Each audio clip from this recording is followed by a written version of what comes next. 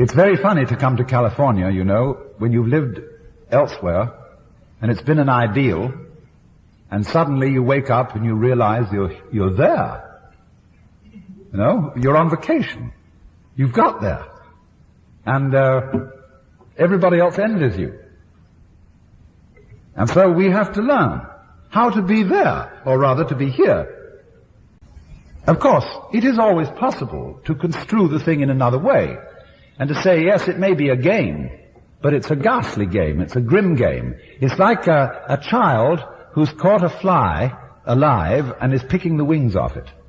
The universe is that sort of scheme. It's a trap. It's a thing that gives you hope. There's always dangling possibilities in front of you to keep you going, but then it grinds you up. And then it revives you a little, like a master torturer, keeping a person alive in order to experience pain. There is a kind of inverted mystical experience that people occasionally have, where they see the whole universe as this sort of trap, and everything looks crummy. People look as if they're made of plastic, and aren't really people, but only make-believe people. They're mechanisms which are going yakety-yak and pretending that they are really there and alive.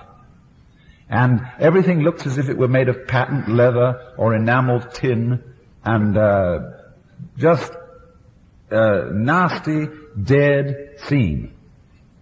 That's the inverted mystical experience. And one might ask, well, you could take that view too. And here you come to what Albert Camus said. The fundamentally important philosophical question is whether or not to commit suicide. Now, this is the real question. Is the game worth the candle? If you think no, then you better commit suicide. That's the logical thing to do. If, on the other hand, you're not sure, then you better make up your mind. Because if you're going to go on with the game of life and not be sure as to whether it's really worth going on, you'll make a mess of it. That's quite certain. It's like doing something evil, like telling a lie. If you're going to tell a lie at all, you have to make it stick. And so make it good. Don't wobble when you lie, because someone will find you out, and it'll all fall apart, and it'll be worse than if you never did it. So if you make up your mind that you're going to do something evil, you have to have like a golf swing, follow through. And so in the same way with going on living at all, if you're going to gamble, gamble. And so either suicide or gamble seem to me to be the great alternatives of this life. And what will the gamble be? The gamble, or the gaming, has to rest on the assumption that this game is superb. No other assumption will work. If I may put it in another way, the game is to be trusted. The universe, you yourself, it is fundamentally to be trusted. And this is the act of faith which underlies all gambling. Because if you don't make that assumption as absolutely basic, the game will not work. Now this is where one must consider game theory in relation to ethics. What are the characteristics of a workable game? A viable game, as biologists would call it. A game that is worth the candle.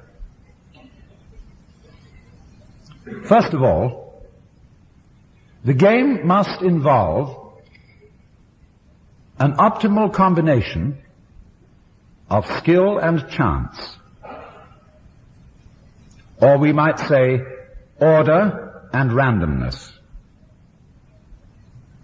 Where a game is pure chance, it loses interest. Let's just think of tossing coins. The chances are 50-50 always, that it will be either heads or tails. And this becomes very boring. One wants to cheat a little to liven it up, and so introduce a bit of skill. But where a game depends on pure skill, and especially a very complex kind of skill, it becomes too tiresome. So you could put at opposite ends of a spectrum of games, say tossing coins or tic-tac-toe or something very simple, which is mostly chance, because tic-tac-toe, when you know how to play it, reduces itself to that you either win or draw if you get the first move. At the other end of the scale, a highly complex game like, well, I've suggested three-dimensional chess, but just imagine three-dimensional Go, where you would play on 8 boards to give yourself a cube to play in, or whatever number of boards. Go would be more than that, wouldn't it? But you would be in such a complex thing that you'd just lose track of it. Eventually, the game would just become totally confused for most people. So we get optimal games in the middle, like bridge, or poker, or checkers, or chess, where there is this interplay of skill and chance. So we look for this optimal point, where there is a risk, there must be a risk, there must be chance, it mustn't all be predetermined, because any game where the result is known is not worth playing. That's to say, when in chess the players suddenly realize that white is going to mate in 5 moves, they abandon the game and say, let's begin again. And so in life, that's why a lot of people don't like going to fortune tellers. They don't want to know the future. If I know exactly what's going to happen to me, in a very real sense, I've had it. So let's finish it up and begin again, turn in the check. You see, the whole fun of the situation of a game is that you don't know the outcome. And that's why it's worth playing. This is one characteristic of a viable game. A certain combination of skill and chance. Now there's another, which is of a much more ethical type. And that is, I will call it trusting the game. Because if you don't do this, in other words, if you won't gamble, you won't play. And here is the point of the necessity of the gamble. That corresponds a little bit to the necessity of having chance as well as skill in any game that really works. But the necessity of gambling is very much overlooked, I think, in our contemporary culture. Because this is a culture where we are trying, as much as possible, to take the risk out of things. And when the risk is taken out of human relationships, they become impossible. We have, I think, in the United States, a very naive faith in law and in law enforcement. We're always saying there ought to be a law against it, as if law could solve things. And we don't realize the extent to which law makes life increasingly more difficult. Because law is simply a process of trying to define what may be done and what may not be done. But the moment you start talking, the definitions become increasingly complicated. And lawyers love this. They live on it. So it's always an interminable discussion of what did they mean when they said that? What was the intent of this law? And as laws multiply, with the avowed object of protecting us from each other, they do not so much succeed in protecting us as they do in making it impossible for us to act. And so the ultimate police state is, of course, the safe state, the security state, where everybody is checked. And you see what this is? Mechanically speaking, it's a system of very elaborate self-consciousness. See, when you get self-conscious and you watch everything you do, because you're anxious about making a mistake, you'll find in that you're all tied up and you can't act.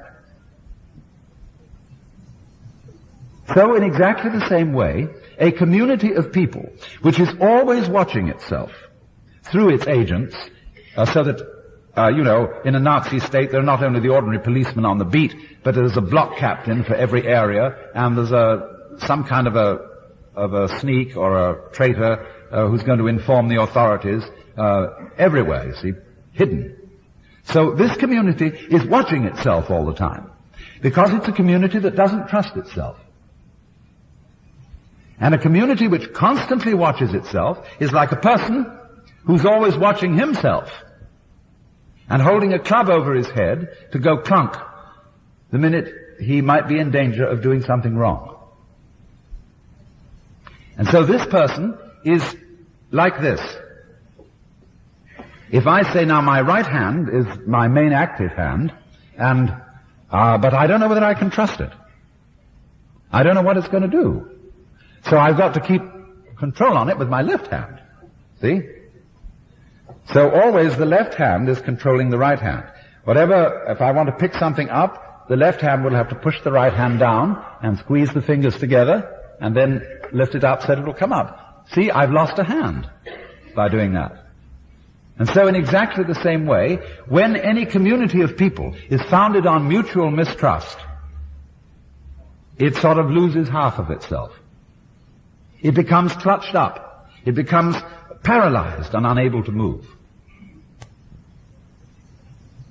So the basis of any community, and thus the basis of any game, is the act of faith that I will gamble. I will bet my life on this scene. And you see, that also is fundamentally not only the attitude of faith, but it's the attitude of love. Love is self-giving. When you love someone, say you fall in love with a member of your opposite sex or whatever, and you got mixed up with someone now, you've really committed yourself to heaven only knows what. Because love is a letting go of direct control. And you might say, going back again to the Christian images of God, that God creates the world by constantly disappearing, giving himself away. The Hindu would agree with this too. That insofar as everyone here is God in disguise, but doesn't know it, this is because you, as God, are constantly giving yourself away to you. And feeling lost, or how did I get mixed up in this world? Well, unbeknownst to myself, I made a gamble on being this person. And so this giving of oneself away is what's called the divine love. So then, in playing the game, if you don't make the assumption that I can let go of myself in the act of faith and in the act of love, you may just as well commit suicide right now. Because you can't play it on any other basis than that. Any attempt to do so will merely make the whole thing clutch up and become insupportable, and will in any case be suicide. See, when we get the ultimate weapon, with which we know we can be safe because nobody else has it, just because we wanted to get that ultimate safety and get that ultimate weapon to defeat our enemies, it will be suicide. Because life really is not the avoidance of death. Death is the avoidance of death. The constant terror of death, the constant putting it off, constant vigilance that one will not die, that is death. What we call life is fundamentally willingness to die. Constant jumping of being into not being. So long as you do that, it goes on.